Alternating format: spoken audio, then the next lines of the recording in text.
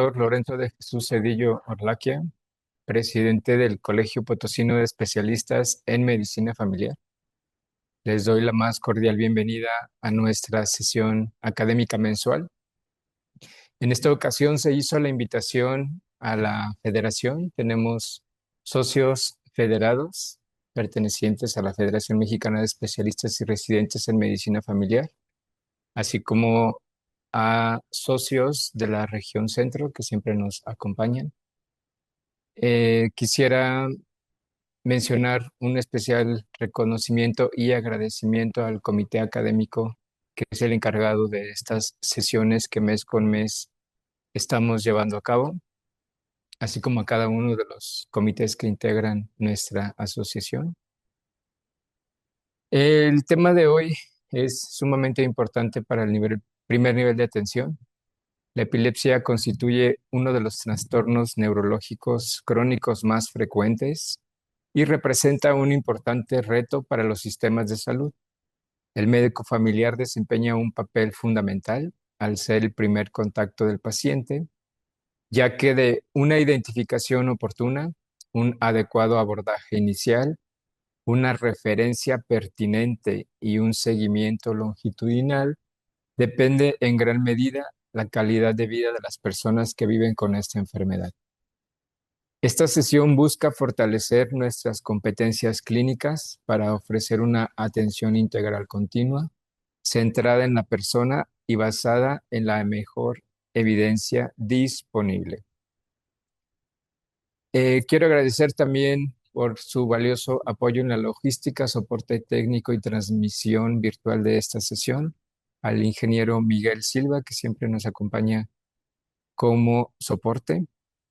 Y le cedo la palabra en este momento al doctor José Samael Ramos Torres, quien es el coordinador del comité académico, para que nos haga la presentación curricular de nuestra ponente esta noche, la doctora Rebeca Velázquez Martínez, a la cual le damos una calurosa bienvenida.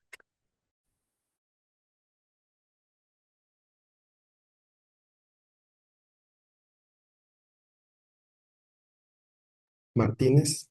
Ella es médica egresada de la Facultad de Medicina de la Universidad Autónoma de San Luis Potosí. Realizó la especialidad en Medicina Interna en el Hospital Universitario Dr. José Eleuterio González en Monterrey, Nuevo León.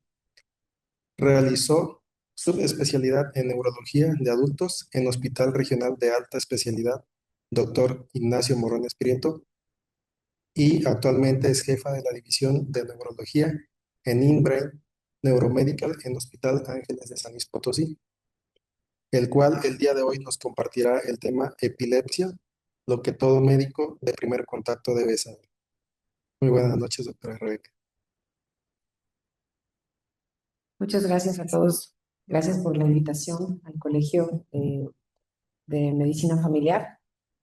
Para mí es un placer estar aquí con ustedes y poder compartirles algo del conocimiento que pues hemos venido adquiriendo a través del tiempo y sobre todo que esto sea de utilidad tanto para ustedes como médicos, como para sus pacientes y nuestros pacientes para tener una mejor eh, calidad de vida.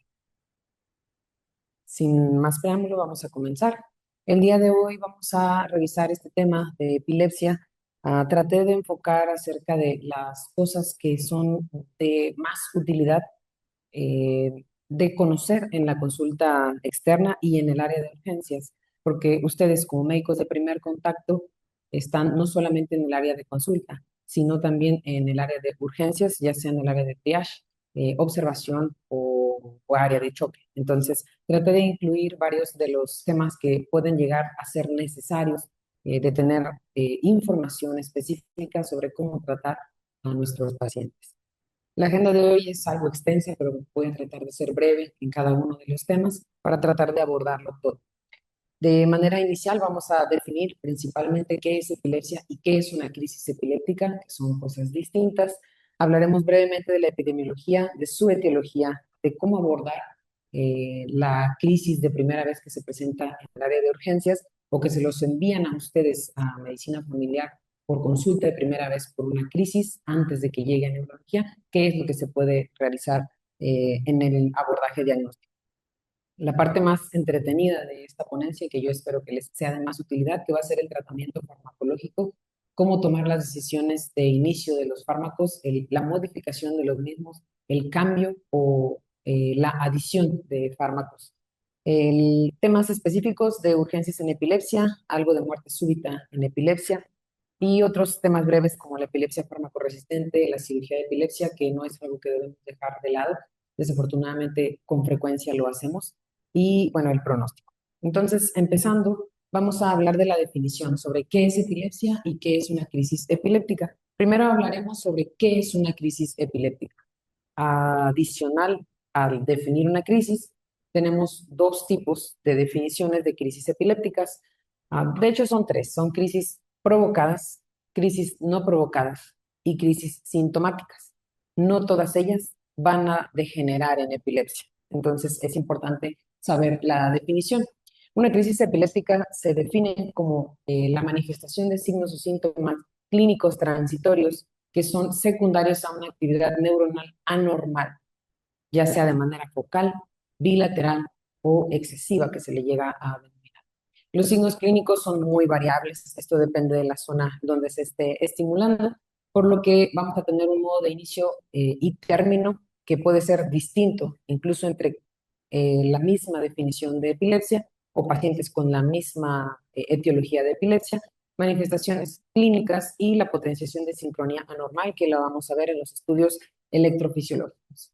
Entonces, algo con lo que quiero comenzar es que ahora, a pesar de que todavía en algunas ocasiones o en algunos contextos se sigue llamando, ya no le llamamos crisis convulsiva, ahora le llamamos crisis epiléptica. ¿Por qué?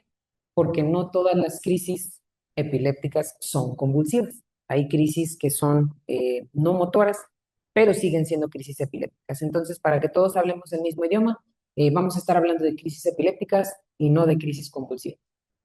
Ya hablamos sobre lo que es una crisis epiléptica, ahora describir qué es una crisis sintomática.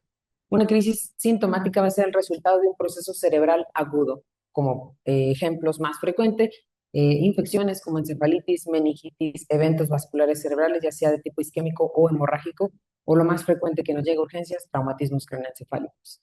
Las crisis sintomáticas suelen presentar hallazgos que son compatibles con la lesión cerebral, es decir, un paciente con hemiparesia, con cefalea en Thunderclap, y la sintomatología de las crisis va a depender de la ubicación del proceso cerebral agudo.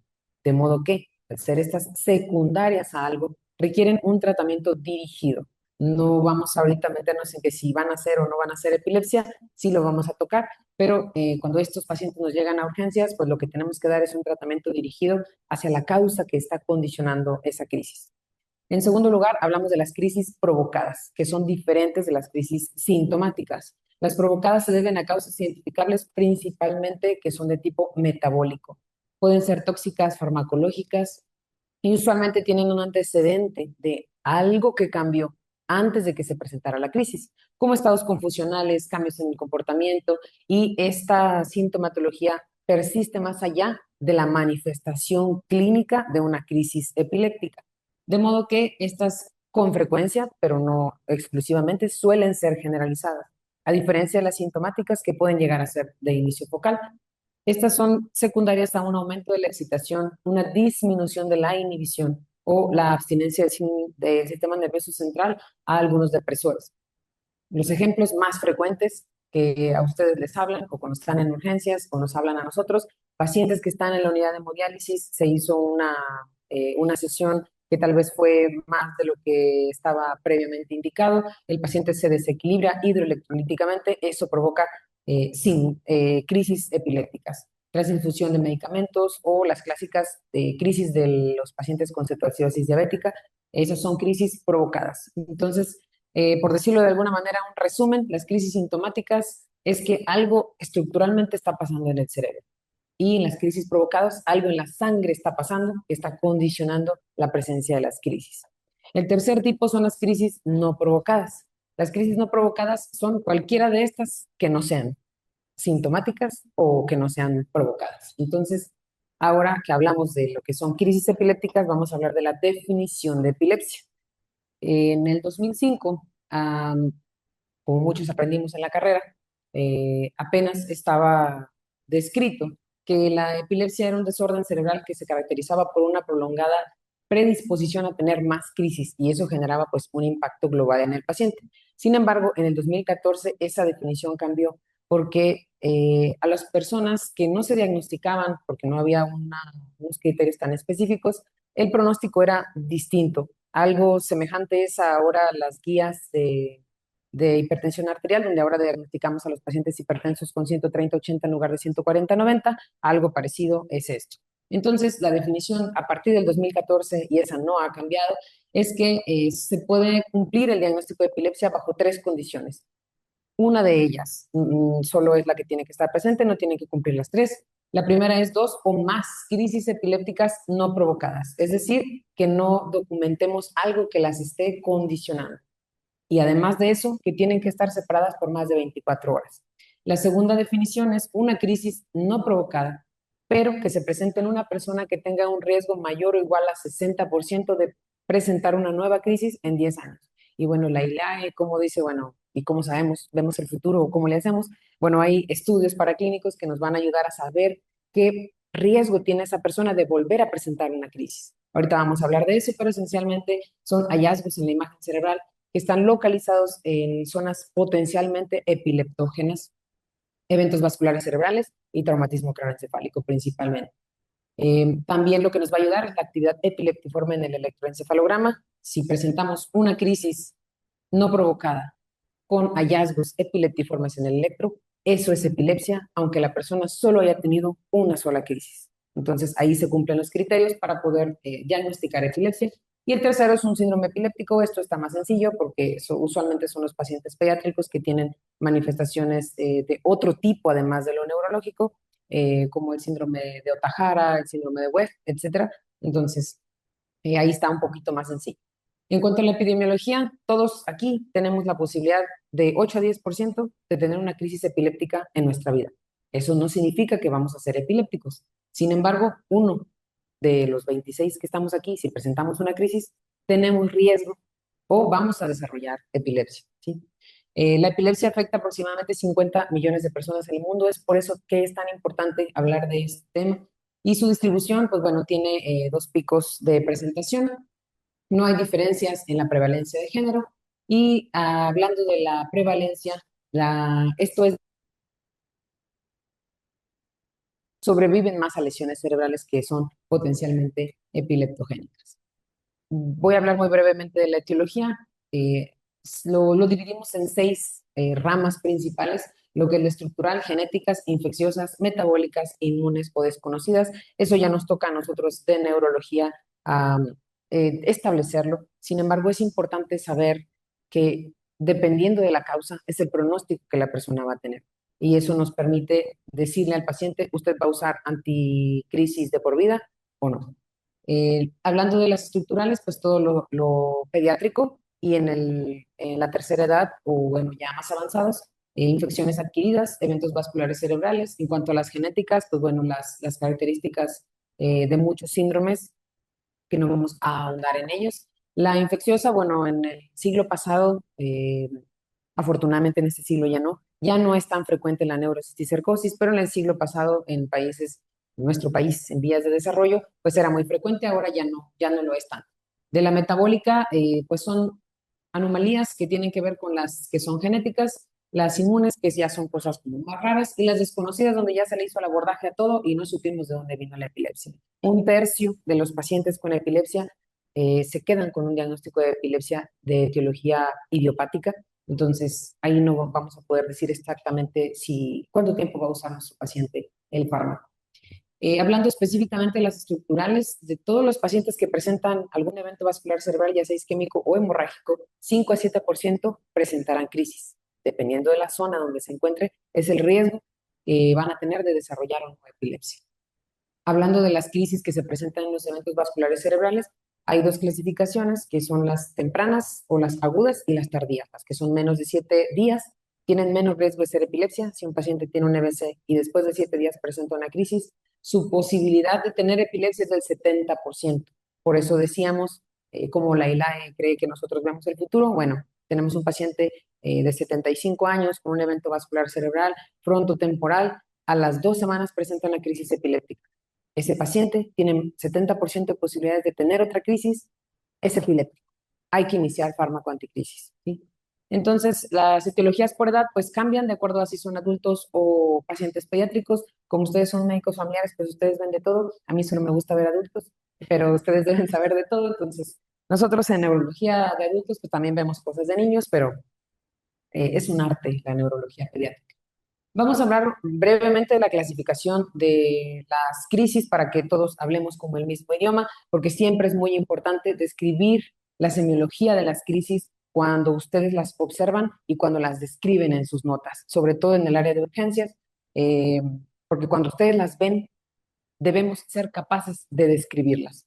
En el 2005 solamente se hablaba sobre crisis parciales y crisis complejas, que eran las de tiene o no tiene conciencia. En el 2017 las crisis se dividieron en crisis de inicio focal, motor o no motor, crisis generalizadas, crisis de inicio desconocido y las no clasificables. Pero la Liga Internacional contra la Epilepsia pues cada vez nos meten más problemas.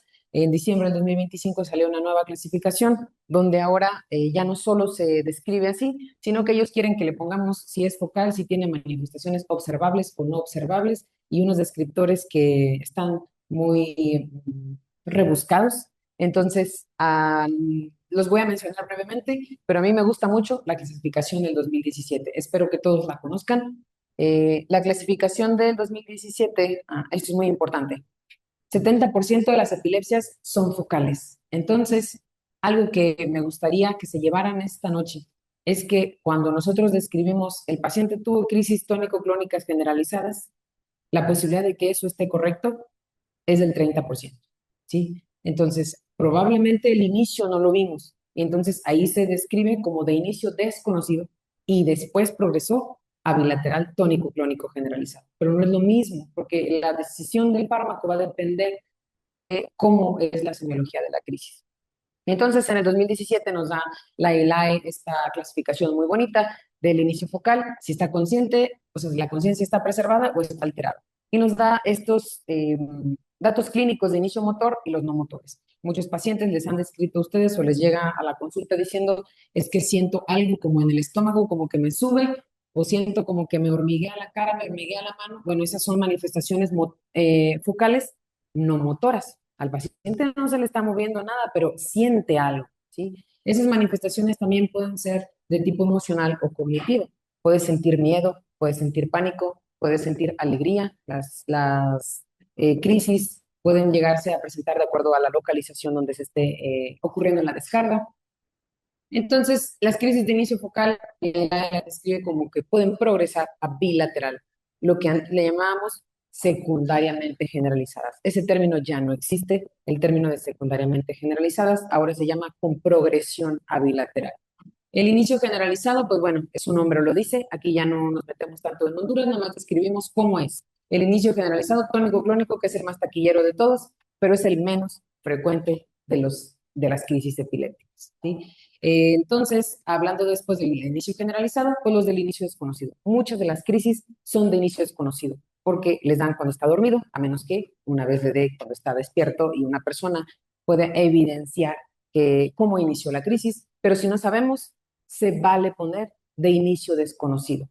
No se aventuren a decir fue una crisis tónico-clónica generalizada si ustedes no vieron el inicio. Lo mejor es describir de inicio desconocido con progresión a bilateral tónico-clónico generalizado, ¿de acuerdo? Y las no clasificadas, que eso entra ya más para los neurólogos, no se preocupen.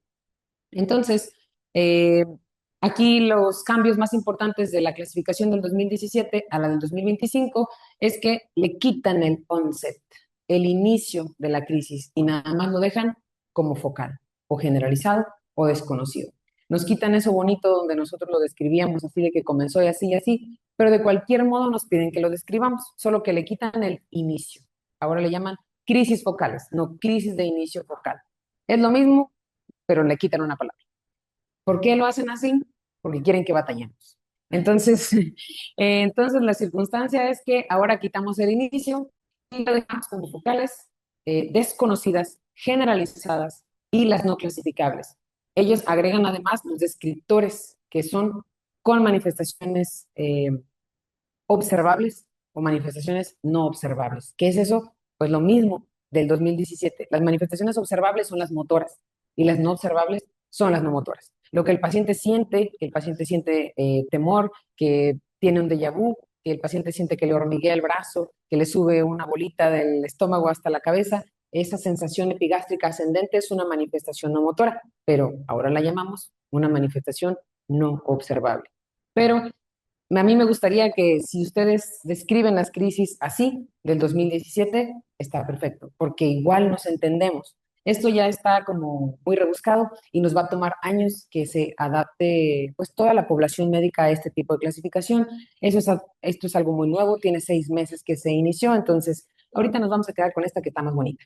Pero les traje estos puntos específicos, lo dejé en inglés porque ellos afortunadamente tienen más palabras que describen el estado de conciencia, el estado de alerta, el estado de despierto, y nosotros no tenemos tanto o no se entiende tan bien. Entonces, aquí ellos quitan el onset y dejan nada más las clasificaciones básicas.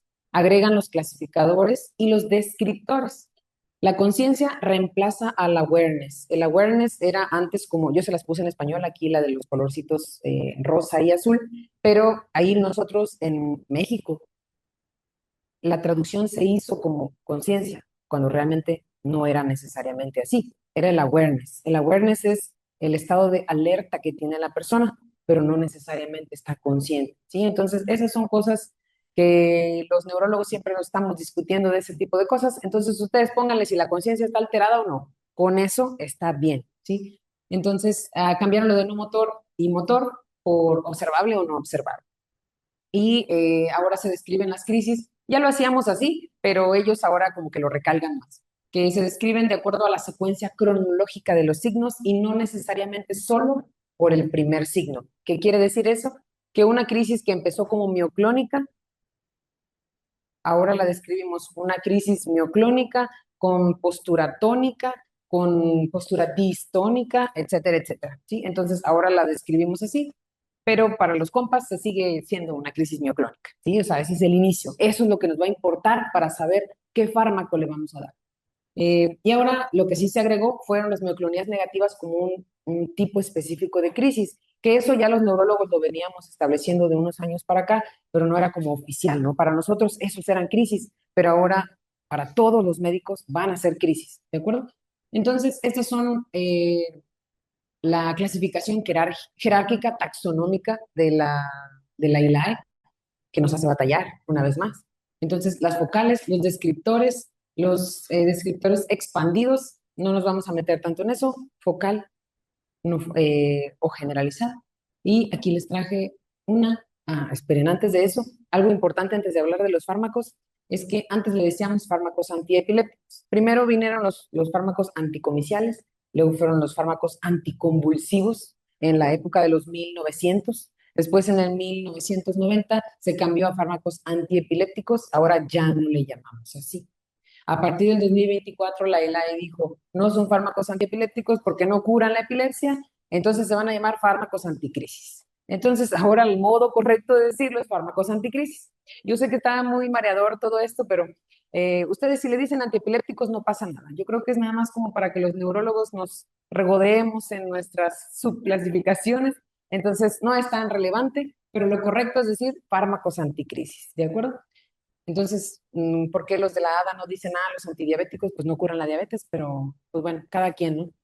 Cada organización de su subespecialidad con sus cosas. Entonces, ¿qué es lo que a mí me gustaría que se lleven de esta clase de la descripción de las crisis?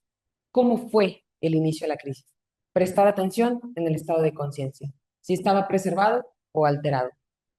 Alterado no quiere decir que esté perdido, solo que esté alterado. Es decir, que la persona puede estar así como que inatenta, pueda responder parcialmente o más lento de lo que normalmente lo hace. Eso es una conciencia alterada. Y después decimos si son focales o si son generalizadas. Y ya.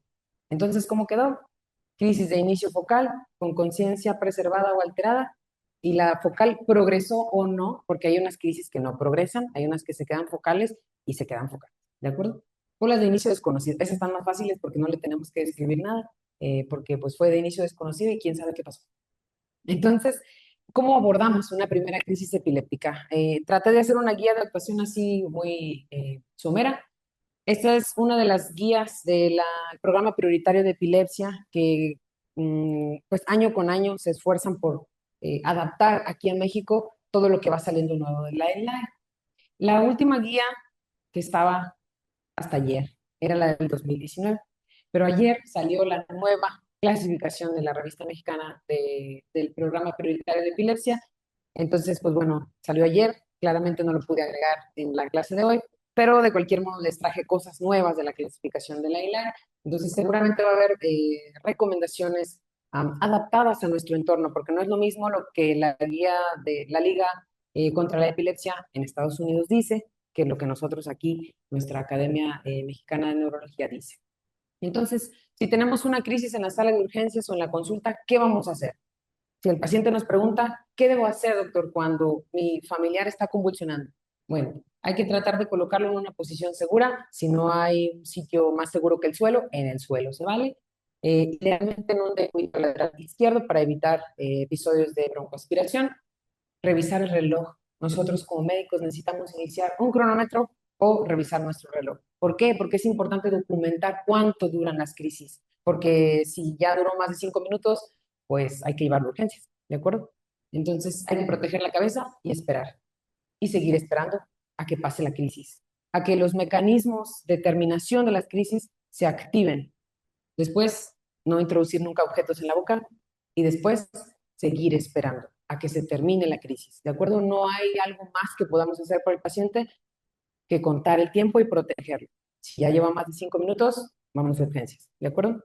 Entonces, aquí les traje un video de una paciente que ella ya tiene diagnóstico de epilepsia, es una femenino de 17 años que llegó por crisis agudas repetitivas. Ahorita vamos a platicar qué es eso. La paciente tiene una crisis de inicio focal con una versión cefálica a la derecha, con automatismos de tipo masticatorio, como lo observan ahí. Después empieza a hacer movimientos de tipo clónico en la mano y en la piernita del lado derecho. Cuando grabemos claramente con la autorización del familiar, hay que tratar de grabar al paciente completito, ¿sí? Siempre completito para poder describir las crisis. Tiene movimientos que son de tipo rítmico, que esos son los clónicos. Y después parece que ya cesó la crisis. En lo que pasa la otra parte de la crisis, porque ahorita todavía está en crisis la paciente, es importante recordar qué es la mioclonía y qué es un movimiento clónico. La mioclonía es una sacudida, dura milisegundos. Y los movimientos clónicos son estos movimientos repetidos, ¿sí? Esos son los movimientos clónicos diferente de los movimientos clónicos. Aquí la paciente hace un grito ictal, después empieza con la flexión del miembro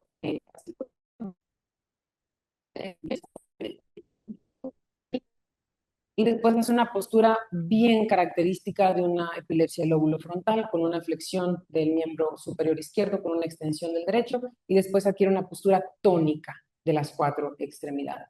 Entonces, la postura tónica, después pasa a ser tónico-clónica en este momento, porque hace postura tónica y se entrelaza con los movimientos clónicos. Después queda solo la fase clónica, que es la que están viendo en este momento, y hasta la culminación de la crisis. ¿De acuerdo? Entonces, la crisis fue de inicio focal, con alteración de la conciencia, conversión cefálica no forzada a la derecha, movimientos, hay, diríamos, manifestaciones motoras observables con elementos de masticación o automatismos de tipo masticatorio, movimientos clónicos del miembro superior e inferior del lado derecho, con una progresión a una postura que le llamamos nosotros como en esgrimista, y después adquirir una postura tónica de las 4 extremidades y ahora sí, tónico-clónica. ¿De acuerdo? Entonces, eso es lo que la ILA quiere que nosotros hagamos. Ustedes con que me pongan, fue una crisis de inicio focal que progresó a bilateral, pero empezó focal. Eso es lo importante. ¿De acuerdo? Entonces, ¿qué vamos a documentar antes, durante y después de la crisis? ¿Cómo empezó? ¿Qué estaba haciendo? ¿Estaba despierto, dormido? Eso va para la consulta. Siempre es importante. ¿En qué momento ocurrió? Ah, es que dio dormido y no me di cuenta, doctor. Ok, eso es muy orientador de epilepsia del lóbulo frontal, ¿sí? Entonces, lo más probable es que si su paciente ustedes están sospechando que tenga o no tenga crisis, o si son o no crisis epilépticas, si le dio durante el sueño, tiene una alta posibilidad, muy alta posibilidad de que tenga epilepsia, si la crisis fue nocturna. ¿Por qué? Porque la comunicación de ambos hemisferios durante las etapas iniciales del sueño favorece la presencia de las crisis. Entonces, si hubo algún factor desencadenante, si el paciente avisó, sintió algo, durante, si hubo cambio en el tono muscular, se cayó, qué postura hizo y todo lo que ya hablamos ahorita. Y después, cuánto tiempo duró el posictal y de qué se caracterizó. ¿Por qué? Porque eso también nos orienta, hay una clase muy amplia de signos lateralizadores de epilepsia que nos dicen, nos orientan hacia dónde puede estar el foco epileptogénico. Entonces, en el servicio de urgencias, vamos a dividir lo que es una crisis epiléptica no provocada, la crisis sintomática, el paciente que se presenta con crisis epilépticas que ya sabemos que tiene epilepsia y aquellos que llevan el estado epiléptico. Entonces, ¿qué vamos a hacer en urgencias? Vamos a buscar datos clínicos intencionados en el interrogatorio, a qué laboratorios le vamos a pedir, qué estudios y a quién le vamos a pedir estudios del laboratorio, de imagen a quién y en qué situaciones vamos a iniciar el fármaco anticrisis a pesar de que tenemos solamente una primera crisis epiléptica. Entonces, los datos clínicos intencionados que vamos a buscar es si hay factores predisponentes que nos puedan orientar a que hay crisis que sean sintomáticas o provocadas. Puede ser el consumo de medicamentos o el cese de alguno de los fármacos, que eso también puede llegar a ocurrir. Hay fármacos que también disminuyen el umbral epiléptico, entonces también hay que conocer un poco de eso. El personal implicado en la valoración, necesitamos hacer una evaluación completa, pues neurológica, no necesariamente que lo exploren como un neurólogo, pero hacer una exploración neurológica dirigida acerca del estado de conciencia y todo lo que ya hablamos de los descriptores de las crisis. ¿Cuáles son los mecanismos por los que las toxinas o los fármacos pueden provocar crisis?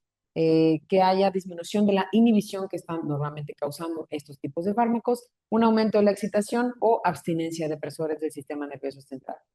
En la exploración física hay que buscar datos de hipertensión intracraneal, como aquí tenemos un fondo de ojo con papiledema. Hacer el fondo de ojo en un paciente que tiene una crisis epiléptica es muy valioso, muy, muy valioso. Entonces, si ustedes tienen la oportunidad de hacerlo, incluso aunque estén en la consulta, yo sé que les dan 15 minutos de consultings, porque no está muy breve esa consulta y muchas veces no se puede hacer mucho, pero bueno, si tienen la oportunidad de hacerlo, procuren hacerlo. Datos de irritación meningia o buscar déficits neurológicos focales como una parálisis de TOT. La parálisis de TOT es una hemiparesia que se presenta después de, bueno, en el estado postictal, es decir, después de una crisis epiléptica, que usualmente refleja dónde empezó la crisis. Y pues a los pacientes pediátricos, porque ustedes ven de todo, pues también hay que preguntar los antecedentes perinatales, eso es muy importante, los hitos del desarrollo en medida de lo posible. En neurología, los pacientes pediátricos es bien importante los hitos del desarrollo. A quienes sí le vamos a pedir laboratorios, porque no a todos les pedimos, solamente si llegan con algún dato que nos pueda sugerir que tienen algún desequilibrio, por ejemplo, que llegan con vómito, diarrea o deterioro progresivo, ya sea del estado de alerta, como los abuelitos que llegan, el paciente de 85 años que ya tiene como una semana que no está comiendo o que tiene diarrea y entonces llega convulsionando y bueno, trae el sodio en 170, ¿no? Entonces, estos pacientes sí hay que pedirles estudios de laboratorio.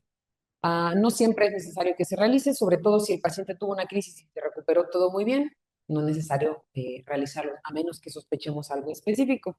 Y en cuanto a la punción lumbar, si ustedes sospechan que es un paciente que viene, llega a urgencias porque tiene pérdida de peso desde hace 5 meses, perdió 20 kilos, lo ven con una candidiasis oral, etcétera, entonces dicen, bueno, este paciente posiblemente está muy inmunosuprimido, sospecho que pudiera tener alguna enfermedad como VIH, sí hay que hacer estudios de extensión, por ejemplo, como punción lumbar.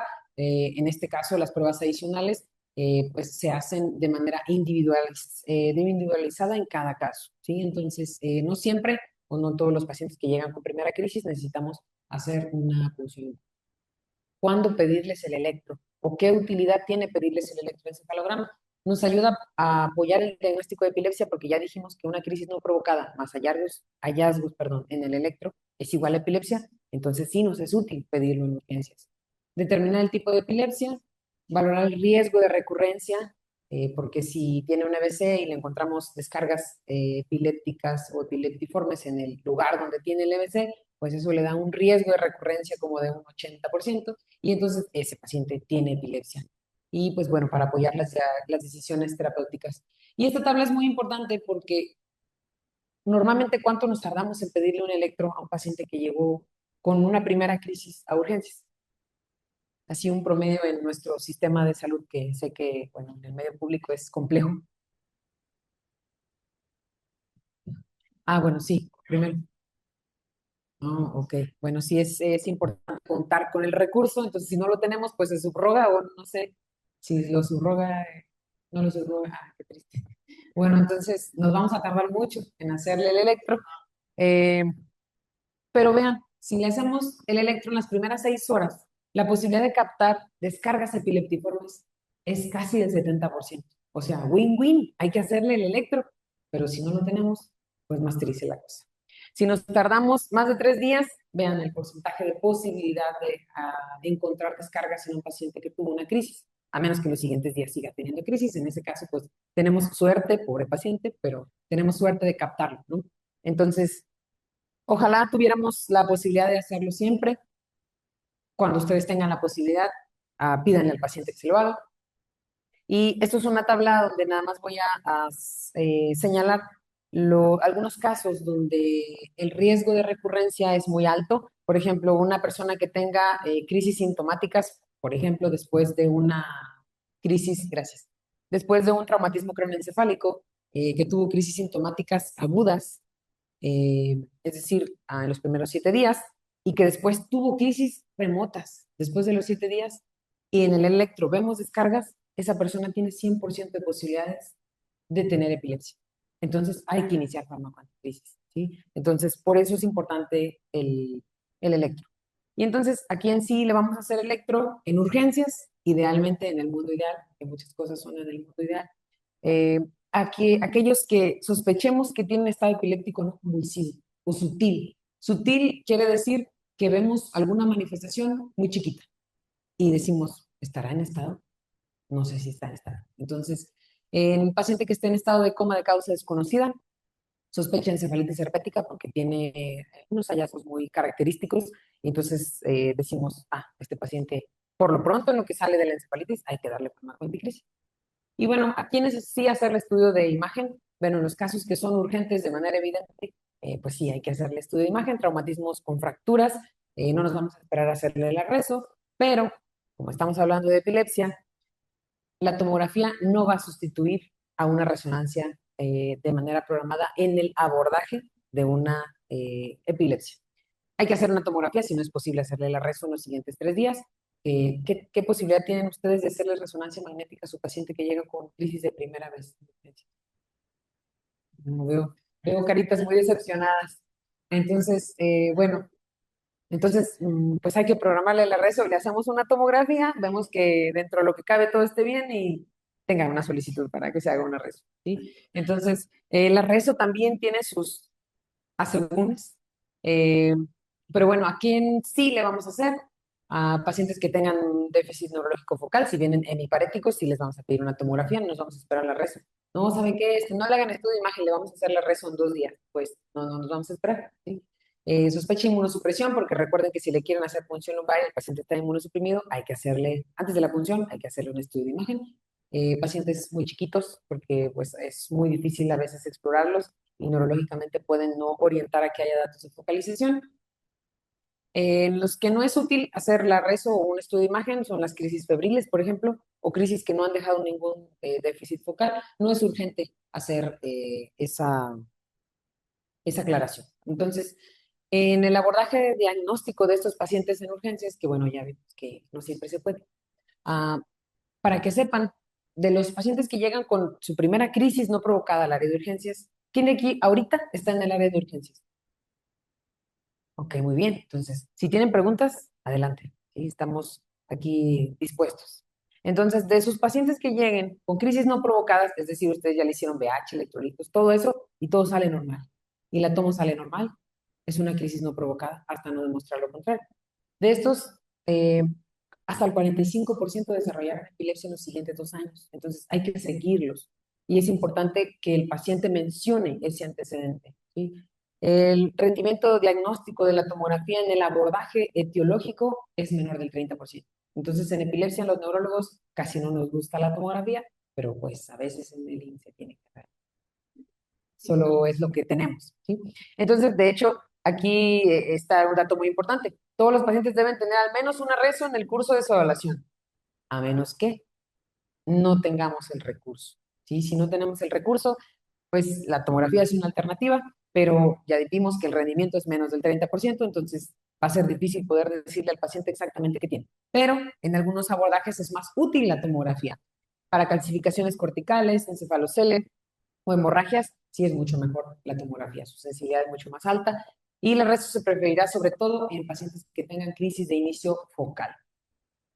Para ponernos así muy fancies, hablando del rol de la reso en el abordaje de la epilepsia, lo ideal siempre es hacerlo urgente, pero pues también para la ILAE siempre es urgente, ¿no? Porque allá ellos tienen resonador de 7 teslas y nosotros aquí en San Luis pues solo tenemos de 1.5, sí hay dos de 3 teslas, pero no sé si el IMSS tenga, creo que no tiene resonador ustedes, ¿verdad? Bueno, ok. Entonces, bueno, tener tomografía al menos es algo, avanzamos. Entonces, es útil la neuroimagen para la evaluación prequirúrgica. Eso también es muy importante. Y el objetivo es saber si esa crisis fue provocada por un proceso estructural y poder decirle al paciente, ¿usted tiene o no tiene epilepsia? ¿Sí? Por ejemplo, las crisis post-CBC pues tienen alta mortalidad en los siguientes 30 días y si no le damos anticrisis, pues se va a morir más rápido. ¿Sí? Un tercio de los pacientes que se presentan en urgencias con crisis de primera vez tendrán una anomalía en el ataque, pero pues ya vemos que la sensibilidad es bajita, pero de esos que sí detectan van a tener hallazgos que cambien el manejo terapéutico. Entonces, ya para no marearlos tanto con esto, nada más les voy a decir que en la neuroimagen de epilepsia nosotros pedimos un protocolo muy fancy que se llama protocolo Harness. Ese protocolo Harness idealmente se hace con resonador de 3 teslas, pero la ILAI dice, bueno, si tienes de 1.5 te lo acepto, pero me gusta más el de 3 teslas. Entonces, esas secuencias son estas. No vamos a entrar en esos detalles porque aquí en San Luis solo un lugar hace protocolo Harness y los neurólogos siempre estamos batallando mucho con eso. Entonces, ya para podernos entrar en materia del tratamiento. Aquí me gustaría que si tienen preguntas, a menos que el comité organizador dicte lo contrario, pueden interrumpir o desean que lo dejamos al final, como ustedes deciden. Entonces, dijimos que ya no son fármacos antiepilépticos ni anticonvulsivos, son fármacos anticrisis. Y entonces, los fármacos anticrisis tienen muchos mecanismos de acción. Aquí solo vamos a tratar los más frecuentes y los que están disponibles en su sector salud, porque hay otros así como el felbamato y etosuximida, que yo creo que ustedes no tienen, a menos que sí tienen etosuximida, son isamida. Bueno, lo usan más los pediátricos, pero vamos a hablar de los más taquilleros, la fenitoína, la carba, la oxcarba, esos son los más importantes. Entonces, algunos tienen mecanismos inhibitorios y otros que bloquean los mecanismos excitatorios. Entonces, por ejemplo, aquellos que se vinculan al GABA para tratar de que haya mayor facilitación de este neurotransmisor, el más taquillero de ellos, pues son las benzodiazepinas, pero también otros como el ácido valproico, el topiramato también tienen un mecanismo adicional de facilitación del GABA. Y hay otros que son inhibidores del glutamato. Recordar que el glutamato es el neurotransmisor excitador del sistema nervioso central por excelencia. Entonces, si bloqueamos el glutamato, bloqueamos las crisis. También bloqueamos otras cosas, pero bloqueamos las crisis, que ahorita es lo que nos importa. Entonces, levetiracetam, perampanel, topiramato son fármacos que bloquean o están relacionados con este neurotransmisor. Y bueno, estas imagencitas, pues se las puedo pasar si ustedes así lo desean, pero no vamos a entrar en tantos detalles de eso. Entonces, vamos a empezar con el más antiguo y más frecuente de los fármacos, que es la fenitoína. La fenitoína, su mecanismo de acción, bloquea los canales de sodio. Canales de sodio hay de varios tipos. No les voy a explicar que si los lentos, que si los rápidos y eso, bloquea los canales de sodio. Eso es lo importante. Las indicaciones van a ser para crisis focales, principalmente. Esto significa crisis focales con evolución a bilateral tónico-clónico, ¿sí? Entonces, cuando vean que aparece eso, quiere decir que también funciona para las focales que son puras y las que evolucionan también. La dosis hay que titularla, sobre todo dependiendo de la tolerancia del paciente, porque provoca somnolencia, entonces podemos iniciar con 200 miligramos en un día, podemos titular hasta 400 miligramos en un día o calcularlo por peso. Cuando vean esta carita, significa que son pacientes pediátricos, ¿sí? Porque ellos son más felices que los adultos. Entonces, la carita feliz es de los pacientes pediátricos. En los pacientes adultos, la dosis puede ir de 10 a 15 miligramos por kilo. Recordar que interacciona con el aluminio y magnesio. Entonces, si el familiar, perdón, si a la persona le cae mal en el estómago y está tomando esto o por alguna indicación, lo ideal es separarlo, ¿sí? Entonces, eso son cosas como que, bueno, la persona que tiene ya 50 años, joven, muy joven, 50 años, pero que tiene dispepsia y usa aluminio y magnesio, y entonces se toma la fenilla desde hace muchos años, pero ahora usa aluminio y magnesio y de repente tiene crisis. ¿Por qué? Porque interacción, ¿sí? Entonces es importante eso. Por eso en los datos clínicos de manera inicial dijimos qué fármacos está tomando o qué fármacos dejó de tomar, ¿sí? Los efectos adversos los vamos a dividir entre sistémicos y aquí no se alcanza a ver, pero dicen neurológicos. A los sistémicos, sobre todo la hipertrofia gingival y la erupción cutánea, con el uso crónico, la hipertrofia gingival, y la erupción cutánea es algo más en agudo. Los efectos adversos neurológicos, sobre todo confusión, disartria cuando ya nos pasamos de dosis. Y seguramente ustedes en emergencias han visto pacientes impregnados que traen vértigo y traen nistagmo, y luego después de las crisis dicen, ay, ahora tengo nistagmo, no hablen la neuro. Y entonces nosotros decimos, ¿a cuánto le pasó? Ah, le pasé 2 gramos. Ah, pues nada más se nos pasó un poquito la ferritina, ¿sí? Entonces, ahorita vamos a hablar de lo de impregnación. El cerebelo también se llega a afectar por esta, ay, perdón, no sé, ¿qué está pasando? Ya no le puedo avanzar. Si me ayudan, espera. Ah, muy bien, excelente. Aquí va a aparecer el órgano por el que se metaboliza principalmente, entonces el higadito es el encargado de lavar la fenitoína. ¿En qué pacientes no usarlo? Que sí es importante saber en quiénes sí, pero en quiénes no es más importante. No usarlo en mioclonías, no lo usen en pacientes que tienen mioclonías. ¿Por qué? Porque exacerban las mioclonías. Entonces su paciente no se va a controlar si lo utilizan en este tipo de crisis. En las ausencias tampoco, porque son crisis de inicio generalizada. Las ausencias son epilepsia generalizada. Entonces dijimos que son crisis focales, la indicación de la fenitoína, sí las focales que bilateralizan, pero las ausencias son epilepsia generalizada. Entonces, no usarlo con carva, alguien me dice por qué. Porque también es un bloqueador de canales de sodio. Es como querer darle enalapril y sinopril a un mismo paciente, ¿sí? O querer darle telmisartán y losartán al mismo paciente, ¿sí? Entonces, es importante por eso conocer los mecanismos de acción para no mezclar fármacos que no tienen mayor utilidad y solo agregamos efectos adversos. No usar con la motrigina tampoco porque también es un bloqueador de canales de sodio, entre otros mecanismos que tiene. Con el valproato no es tan buena idea porque no es que esté proscrito, pero no es tan buena idea porque su metabolismo es hepático y el valproato es un potente, pues, hepatotóxico o inhibidor potente hepático, entonces no lo usamos. En el embarazo, ¿no? Ahorita les voy a decir cuáles sí, eh, si no nos queda otra opción y ya lo está usando, pues ya ni modo, si ya tiene 8 meses y llegó a la consulta de primera vez con 8 meses y tomando fenitoína, ya no se lo quiten. Mejor que no se descontrole de las crisis en el periparto. Si les hace estado epiléptico, ahí sí va a ser un problema. Ya lo que pasó, ya pasó. Lo que pasó si acaso tuvo efectos teratogénicos, pues ya los tuvo, entonces ya no vamos a generar mayor beneficio. Y en el seguimiento de esos pacientes hay que pedirles electrolitos, porque sobre todo los adultos mayores, porque sí se pueden ver hiponatremias en estos pacientes y pedirles niveles. ¿Ustedes tienen niveles en su laboratorio? En urgencias sí. ¿Niveles de qué y qué manejan? No, perdón, de niveles de fármacos anticrisis. Está muy fancy.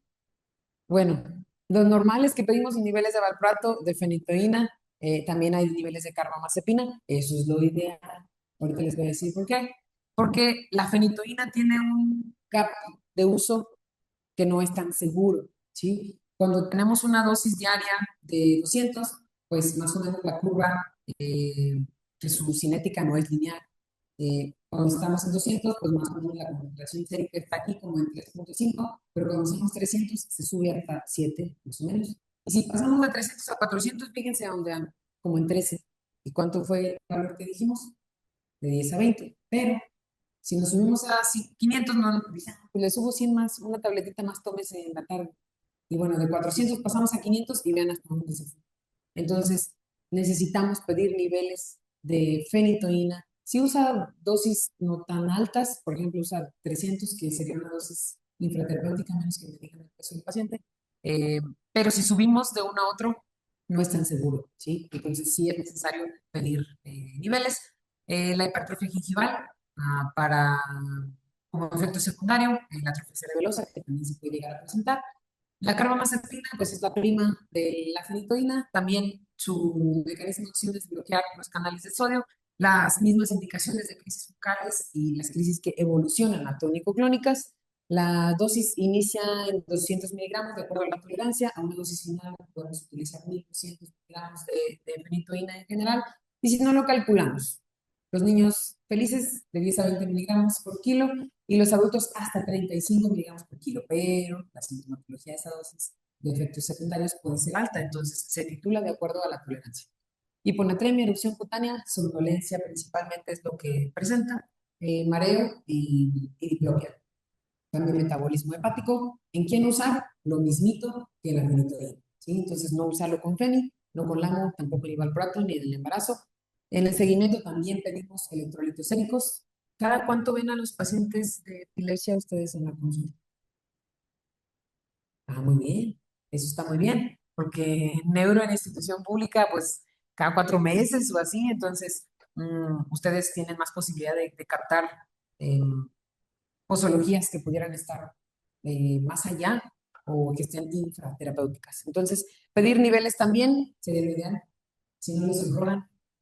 Eh, Niveles de fenitoína, los niveles tóxicos ya están arriba de 30, entonces llegan todos atáxicos y así todos mareados. Entonces, eso quiere decir que ya se le pasó la fenitoína, ¿sí? El tercer fármaco es muy bueno, es oxcarbazepina. No es oxcarbamazepina, es oxcarbazepina, ¿sí? Sin la EMA. Su mecanismo de acción también bloquea los canales de sodio, es lo mismo, las mismas indicaciones. La dosis, la ventaja que tiene sobre la carbamazepina es que la posología es cada 12. La de la carba, se me olvidó decirles, junto con la fenitoína es cada 8 horas. Cuando el paciente ya se controla, podemos buscar, por comodidad del paciente, que se lo tome 2 veces al día, pero la dosis dividida ponderal. Pero lo ideal es iniciarla cada 8 por su vida media. La ventaja que tiene la Oxcarva es que esta es cada 12 horas. ¿Cuál es la desventaja? Porque si tiene que haber una visita, es la mayor riesgo de hiponatremia que hacen estos pacientes. Entonces, estos pacientes iniciamos de 300 a 600 miligramos por día. No se le inician a 600 desde el principio porque van a llegar así, no, no pude, doctor, lo suspendí, estaba dormida todo el día y bien mareada. Entonces, vamos suavecito para tratar de irlo aumentando. Se puede ir aumentando 300 miligramos por semana. O sea, lo podemos empezar 300 miligramos en la noche, por decir, o 150 y 150, y luego aumentamos a 300 y 300, y de acuerdo al peso, que lo vamos a calcular, más o menos en los adultos es de 15 a 20 en la dosis ponderal, hasta una dosis final de 50, ahí tolera 50, porque da mucha somnolencia. Entonces, los efectos secundarios, erupción cutánea, vértigo, ataxia diplopia, lo mismo parecido a la carbamazepina. ¿En quién usarlo? Lo mismo que la carba, lo mismo que la feni.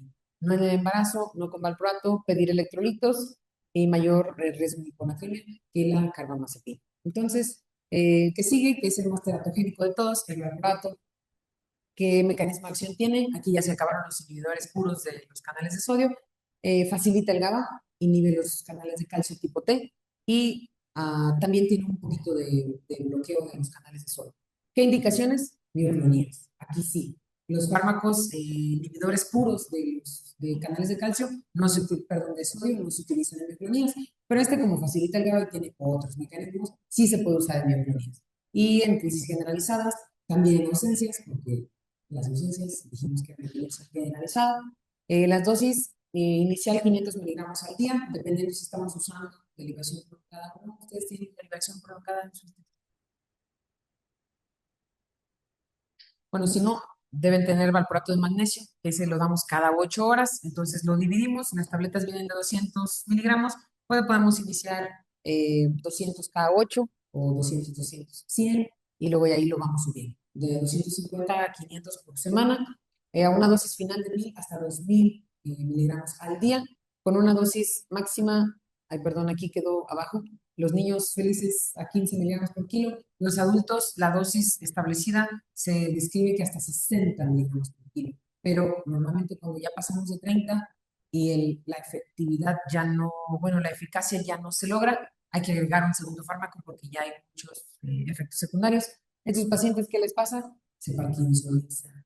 ¿Sí? Entonces, cuando llega el paciente así todo rígido a la consulta, sin crisis pero rígido, pues hay que ver. Sí, hay que ver si hay que bajarle la dosis o agregamos algún otro. Pero si el paciente no le molesta su rigidez y está feliz sin crisis, lo podemos seguir siempre y cuando no interfiera con sus actividades cotidianas. Entonces, sí les da temblor, pero se parkinsonizan. Después de dosis de 20 o 30 miligramos por kilo, hay que detectar eso.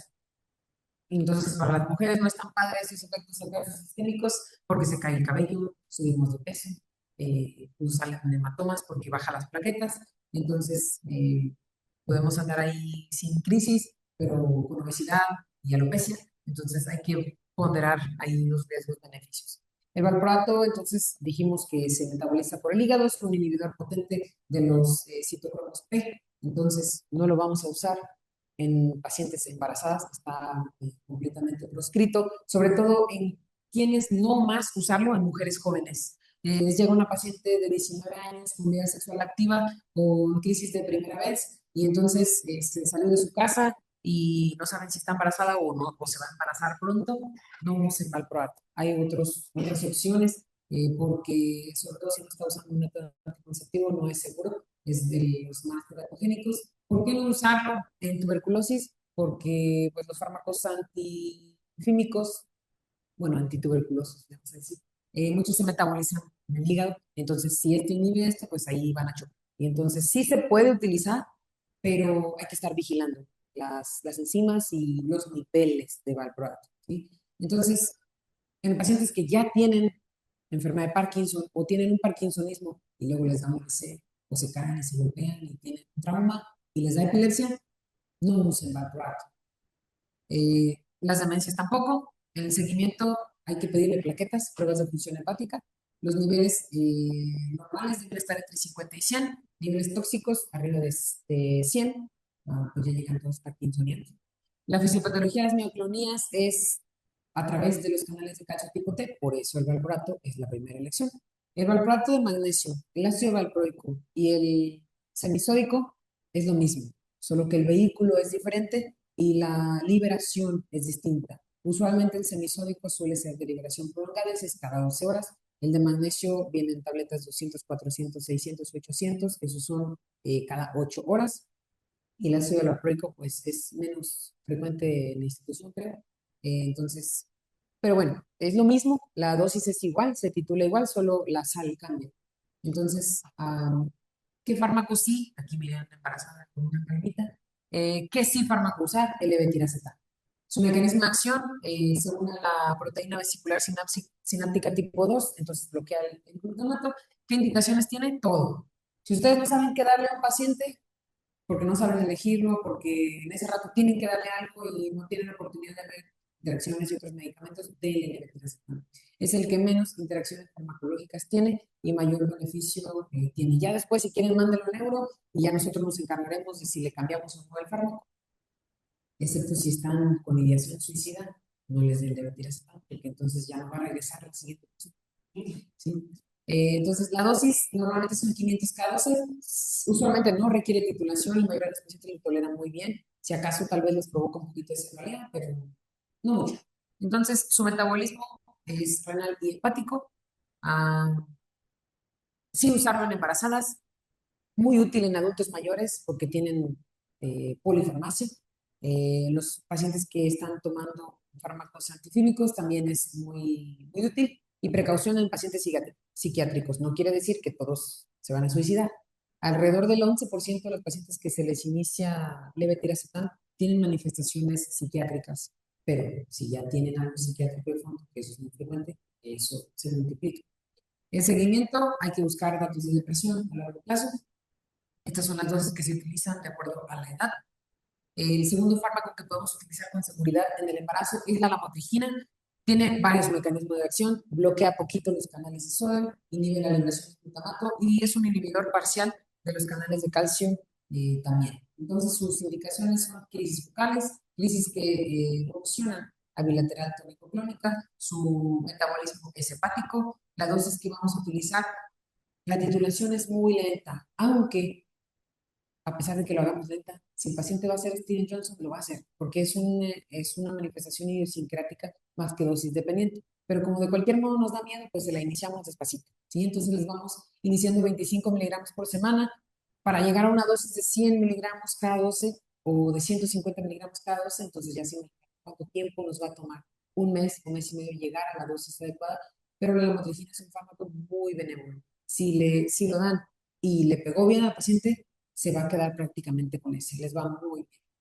La dosis final normalmente son 300 miligramos al día, pero la dosis máxima son 400 miligramos al día.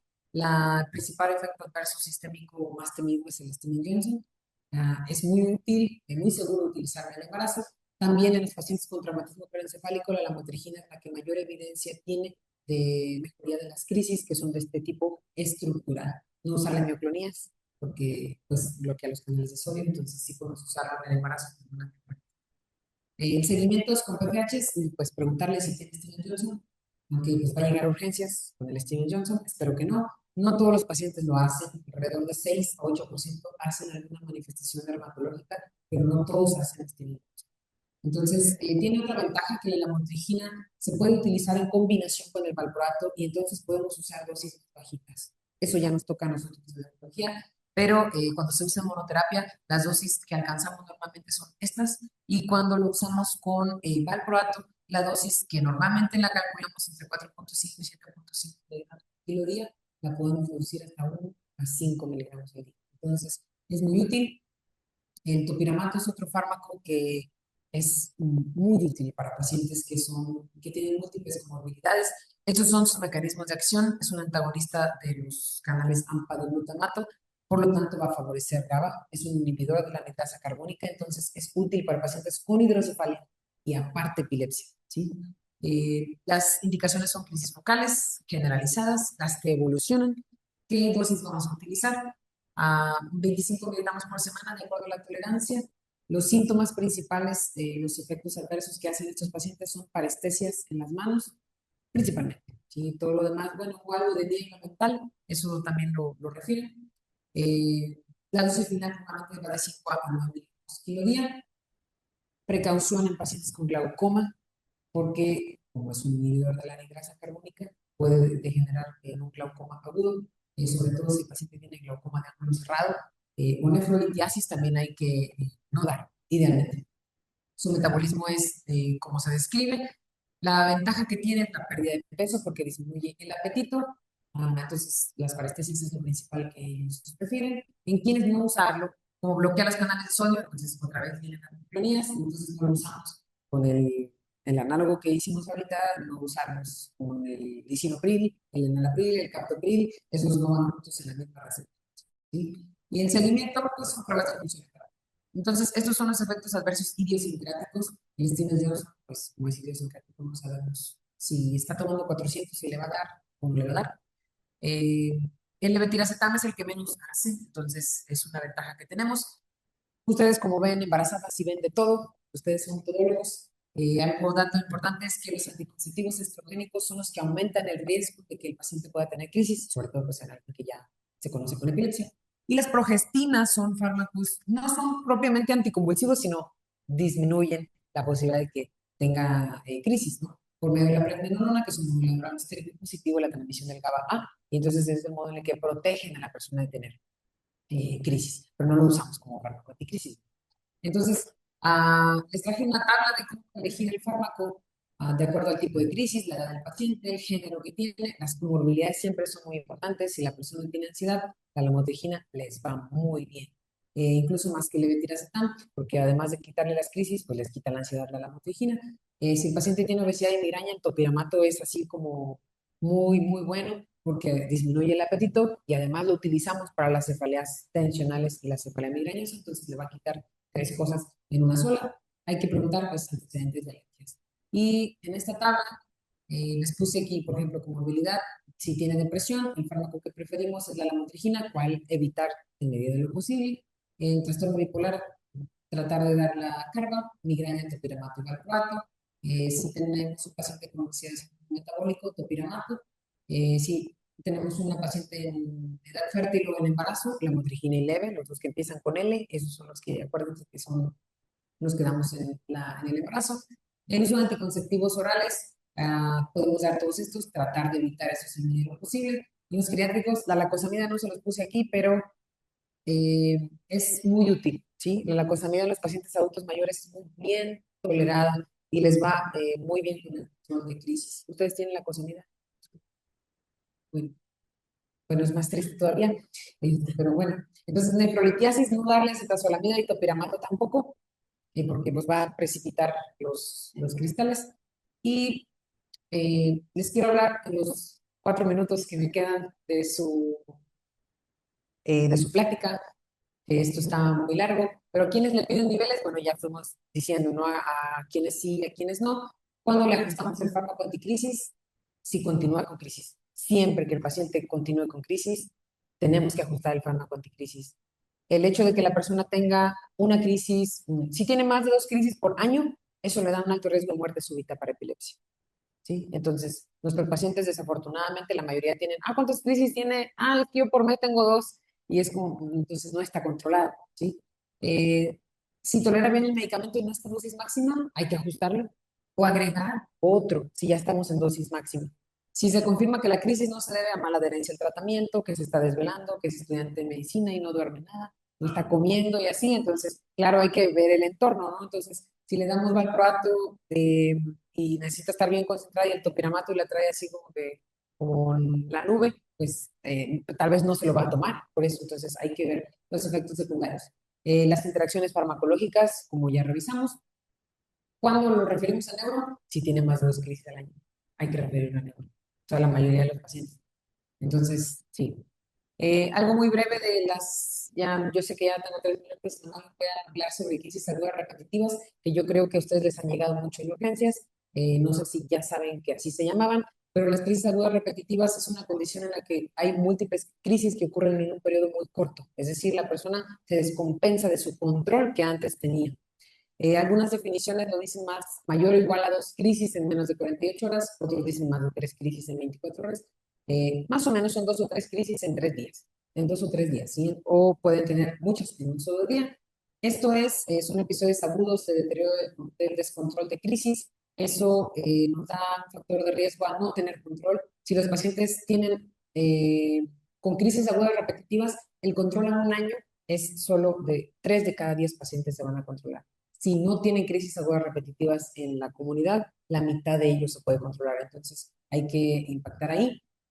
Y de estado epiléptico, nada más recordar que tenemos 2 tiempos, que es el tiempo 1 y el tiempo 2, donde así como en el RCP también tenemos que tener tiempos. Yo espero que en urgencias ustedes tengan algún algoritmo de actuación en los pacientes con estado epiléptico y si no, les paso la tablita donde está el algoritmo, porque así como un paciente se presenta en paro y sabemos que cuántas compresiones se le dan y que en 2 minutos y la revaloración del pulso y todo eso, aquí en estado epiléptico también existe un algoritmo así, pero no todos lo conocemos. Entonces, el riesgo de complicaciones después de no tratar un estado epiléptico de manera adecuada tiene mucho riesgo. Entonces, hay 3 tipos de estados epilépticos. Nada más que sepan que el tiempo 1 es cuando ya fallaron los mecanismos de terminación de crisis. Si las crisis ya duraron más de 5 minutos, la posibilidad de que siga convulsionando es extremadamente alto.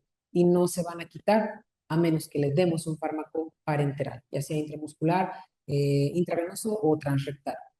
Y el tiempo 2 es el tiempo transcurrido en el cual las crisis tienen consecuencia a largo plazo. Incluso si el paciente no está 30 minutos con crisis continua, sino que entra y sale, después de 30 minutos, la posibilidad de que ese paciente tenga un déficit neurológico adicional a lo que ya tenía antes es extremadamente alto. Claramente, pues, si no, se va al cielo en lo que está en estado epiléptico en urgencias. Entonces, aquí tenemos este algoritmo de 0 a 5 minutos, de 5 a 20 minutos, 20 a 40 minutos y de 40 a 60 minutos. Algo importante que se quieren de saber de estado epiléptico es que no todos los pacientes se intuban.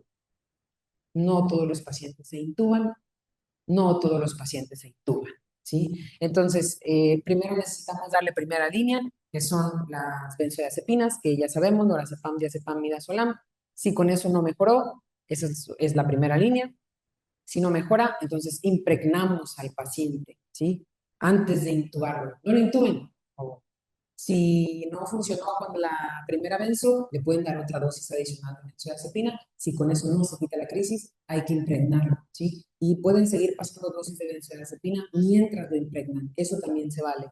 Entonces, la dosis de impregnación, aquí les puse un ejemplito. Un paciente de 80 años que llega pues, en estado epiléptico, tenemos fenitoína, que creo que en la mayoría de las instituciones lo que hay IV es feni o valproato. La FENI es la más taquillera, entonces a 20, 15 a 20 por kilo, yo aquí se las calculé a 20, 1600 miligramos, pues únanse el redondeo, lo redondeamos en 1500, entonces las ámpulas vienen de 250, eso quiere decir que son 6 ámpulas, eso lo vamos a diluir en una salino del volumen que ustedes quieran, solo, este es un ejemplo, pero no más de 50 miligramos por minuto. ¿Por qué? Porque el paciente tiene alto riesgo de presentar arritmias y entonces lo vamos a matar antes de que mate el estado epiléptico. Entonces, la velocidad más o menos va a ser esto. Le podemos pasar ese 1500 miligramos para 40 minutos más o menos. En ese no tiene que terminar completamente para decir que no mejoró. La mayoría de ellos en el Inter van mejorando. Si no lo hace, ahora sí hay que intubar al paciente.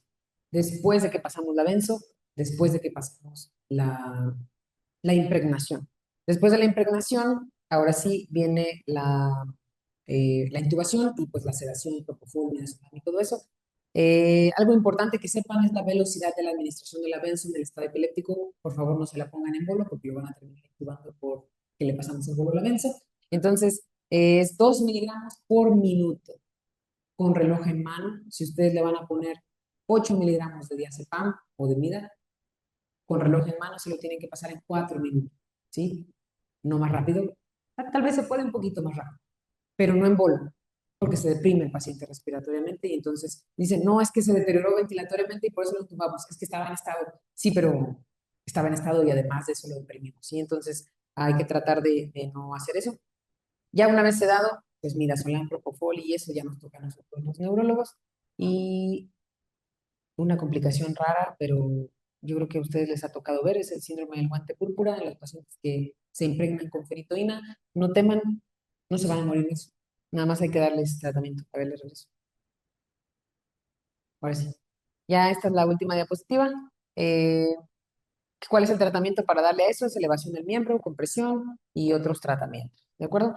De esto, nada más decirles que si tienen más de 2 crisis en un año, el paciente tiene posibilidad de morir por epilepsia. Entonces, si su paciente les llega a la consulta porque no se toma el fármaco y suele ocurrir en pacientes jóvenes sobre todo, que andan felices por la vida en la moto sin un casco, y convulsionan en la moto y así, y entonces, si no le temen a la moto, pueden decirle, si no te tomas el fármaco, se vale decirles, te puedes morir si no te lo tomas.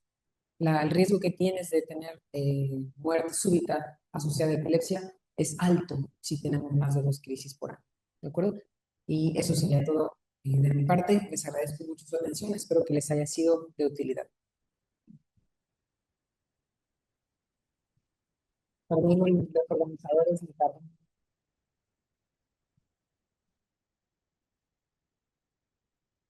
Si hay alguna duda, ¿a dónde subrogar el protocolo Harness?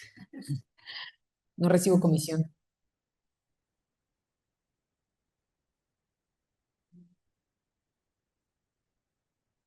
Ah, bueno.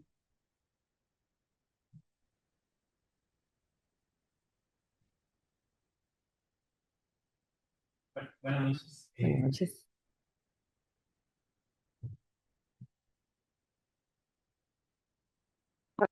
Que los sujetes ambos. Sí, buenas noches, doctora Velázquez. Gracias. Muchas gracias por la plática, muy interesante, muy bien manejada. Nada más es una duda técnica. Si tuviéramos, o sea, como tú bien mencionas, como usted bien mencionó, generalmente cuando nos llegan pacientes urgentes con crisis epilépticas, ya sea en activo o posterior, se les da tratamiento con limitoína. En un supuesto caso en el que tuviéramos levetiracetam intravenoso, sería en todo caso un mejor tratamiento considerando todo el perfil farmacológico que nos comentó. Sí, sí. Te iba a decir sí y no, pero sí porque tienen menos efectos adversos. Pero como siempre en todas las guías te dicen que el mejor fármaco es el que tienes a la mano. Si puedes impregnar con leve, imprégnalo con leve, ¿sí? Entonces, de hecho, aquí en México a veces no hay ni fenitoína ni B en urgencias. Todos lo vivimos, tanto en la residencia como ya después que no somos residentes. Entonces, aquí salieron unas guías, de hecho el año pasado, no las traje aquí, pero esas guías son americanas donde dicen los países de tercer mundo también tienen cosas que decir acerca de las guías que nosotros decimos, porque nosotros aquí los impregnamos con leve vía oral, porque a veces no hay pena, o los impregnamos con valproato, les ponemos una sonda y los impregnamos con eso. Ok. ¿Sí? Entonces pasamos benzos, porque si no tienes más, ¿qué vas a hacer? Le pasas benzos y luego le impregnas. Pero si en ese momento no tienes que, si, no sé, lo ideal siempre es tener como que tubo y todo eso, ¿verdad? Pero por ejemplo, los pacientes de crisis agudas repetitivas, ellos no están en estado epiléptico, pero requieren una impregnación. Pero si no hay FENIB, no hay valproato IV, no hay LEVIB, pues les das estos 3, 4 gramos de levetiracetam y tómese. Y entonces ya salió el año pasado en este estudio, que es una revisión que se hicieron en varios países de tercer mundo, nosotros incluidos, donde dicen casi es no inferior al tratamiento IV, porque, o sea, estuvimos haciendo mexicanadas, pero no las hicimos mal. Nuestros pacientes se controlan. O sea, sí logramos que los pacientes se impregnen a pesar de que lo hacemos vía oral. Pero regresando a tu pregunta, eso ya como información así que cura, sí pueden impregnar los pacientes vía oral. Ok. Si llegan con crisis agudas repetitivas, está descrito que se vale, porque no siempre hay la posibilidad del IV, así como no tenemos posibilidad de hacer el electro todos ni rezo o así, pues no siempre hay IV, entonces le podemos dar vía oral. Traten de impregnar siempre con el fármaco el que el paciente ya utilizaba, ¿sí? Si tomaba Feni, no lo quieran impregnar con valproato o con leve. La poquita cantidad que traiga de Feni en la sangre les va a ayudar a alcanzar niveles séricos más rápido que con otro mecanismo de acción. ¿Sí? Entonces traten de usar el que ya tenía el paciente. Pero si me dieras a escoger si lo impregno con leve o con Feni, el impregno con leve. Sí, Gracias. sí, de nada. ¿Alguien más? Bien, yo sé, ya bien tarde. Pero les agradezco que se hayan quedado hasta el final.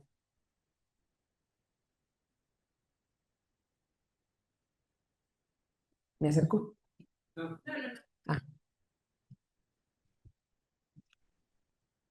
En el chat pregunta la doctora Elvira Ibarra Almazán.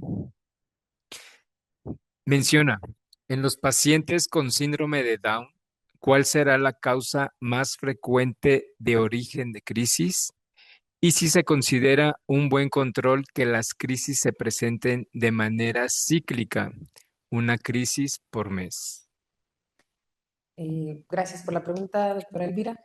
En los pacientes con síndrome de Down y otros síndromes genéticos, la mayor causa de epilepsia son dos cosas: anomalías genéticas en el movimiento de los transmisores, perdón, de los receptores, que no tienen una adecuada recepción, digamos, del neurotransmisor, y la otra son causas estructurales, ¿sí? Ellos hacen atrofia cortical más rápido, hacen eventos vasculares cerebrales de manera temprana incluso. Y en cuanto al control de las crisis, también eso es algo importante mencionar.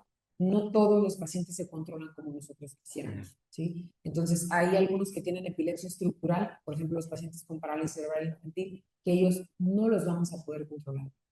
de ninguna manera los pacientes tienen 7 crisis por día y entonces que ya tenga una crisis por semana es una bendición. Entonces, en ellos no vamos a poder lograr un control adecuado porque las anomalías estructurales, sobre todo aquellas que son de gran tamaño, son mucho más difíciles de manejar que una anomalía chiquitita que vemos en una manchita en el lóbulo temporal. Entonces, sí, los pacientes con enfermedades congénitas, en este caso una enfermedad genética, es esperado que no tengamos un control adecuado de crisis. Aquí en este caso lo que procuramos hacer es darle la mejor calidad de vida posible al paciente y a los cuidadores. Entonces sí, se pueden presentar crisis de manera cíclica o presentar crisis agudas repetitivas en casa, que en ese caso se da tratamiento sobre todo con clobazam, que es un fármaco que es muy útil para utilizarlo en casa o que las personas lo pueden utilizar con bajo riesgo de complicaciones. Entonces, sí se puede dar tratamiento como para estas crisis cíclicas adicional al fármaco que ya utilizan. Justamente era la siguiente pregunta que nos hace la doctora Elvira. ¿Cuáles son mis fármacos recomendados en las crisis agudas repetitivas cíclicas? Sí, a ver si podemos. Aquí va. Bueno, voy a regresarle así. No está muy lejos. Nada más que lo salté por el tiempo. Pero las crisis agudas repetitivas, aquí en la parte superior derecha, se menciona el clobazam, el diazepam transrectal, que aquí en México no tenemos. Pero se puede utilizar el diazepam líquido transrectal. Se puede utilizar, ¿sí? Entonces, nada más calculado al peso del paciente, ¿sí? Se calcula. Se calcula .15 a .2 por kilo y se puede utilizar. Eso forma parte de las, sí, mexicanadas que no hacemos tan mal, ¿sí? Que eso, de hecho, ya viene, la ILAE lo ha permitido. No lo pone como tal, así como que en sus guías, así bien específico, pero pone que puede utilizarse por otra vía, por ejemplo, el diazepam IV, claramente se quita la aguja, y facilitar que el fármaco se quede, ¿no?, en la vía rectal y se absorbe rápido. Entonces, se puede utilizar en casa, claro, dándole la capacitación al familiar, pero sí se puede utilizar. Entonces, el clobazam, pues bueno, son fármacos que son vía oral. El diazepam también se puede utilizar si la persona está capacitada, por ejemplo, utilizar diazepam o midazolam en casa. Algo también importante, ¿saben cuál es la benzodiazepina? La única benzo que se puede usar intramuscular. Porque las demás no se pueden. Las usamos, pero no se pueden. Con M de músculo, midazolam. ¿Sí? Entonces, el midazolam es lo único que está en las guías de la ILAE descritas para su utilización en estado epiléptico intramuscular. El diazepam, si lo usamos intramuscular, aunque lo calculemos bien, su distribución va a ser errática y no vamos a obtener un efecto de lo que esperamos. Entonces, si en urgencia dices que ya le puse 10 de diazepam intramuscular y ya le sumé 20 y sigue con crisis, bueno, es que la distribución del fármaco no está siendo adecuada porque la vía no es la adecuada. Entonces, si no tenemos la posibilidad si no tenemos mida en urgencias para pasarle intramuscular y no tenemos vía tampoco, pues le ponemos el diazepam transrectal, el líquido, la solución IV, en lo que le canalizamos la vía o conseguimos midazolam para pasarle intramuscular. La doctora Carla Ramos, ¿después de cuántos años sin crisis se pueden disminuir o suspender fármacos anticrisis? ¿Y cuál es el riesgo de recaídas? Pues, déjame ver si podemos.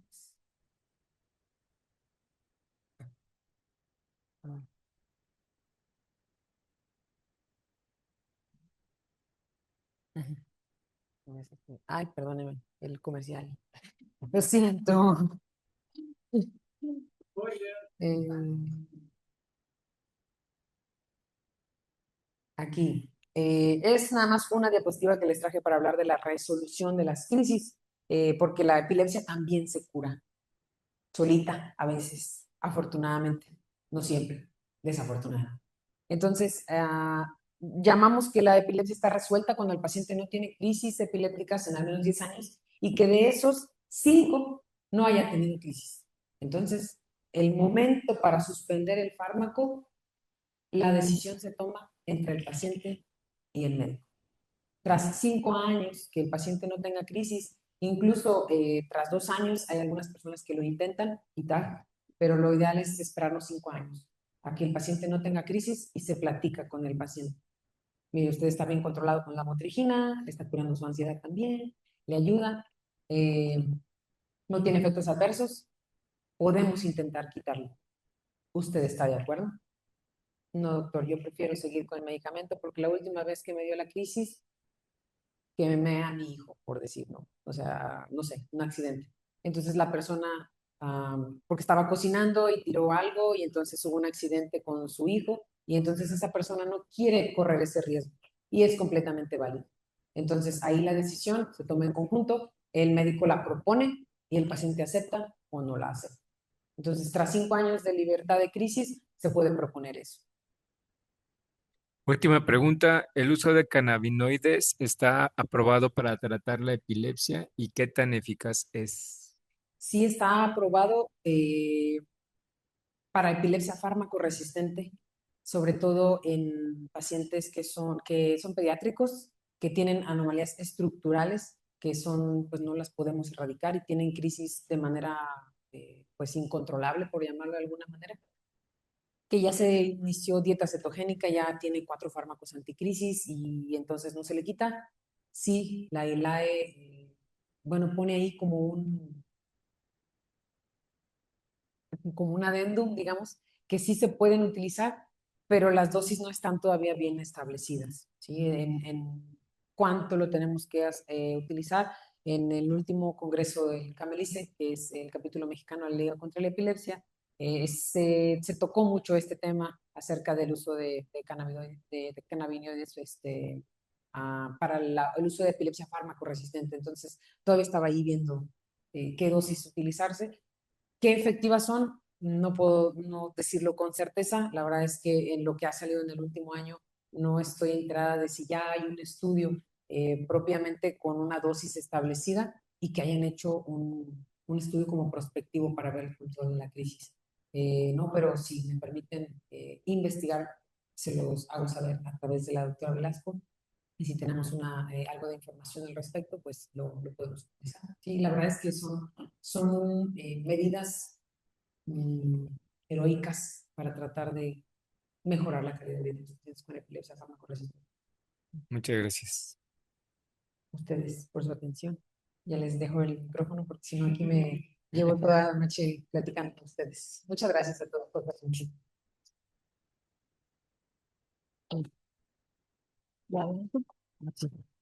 De parte del Comité de Méritos y Agradecimientos, la doctora Cecilia Ramírez le hace entrega de un regalo de parte del colegio, así como la constancia de participación por la excelente ponencia. Muchas gracias, doctora Rebeca.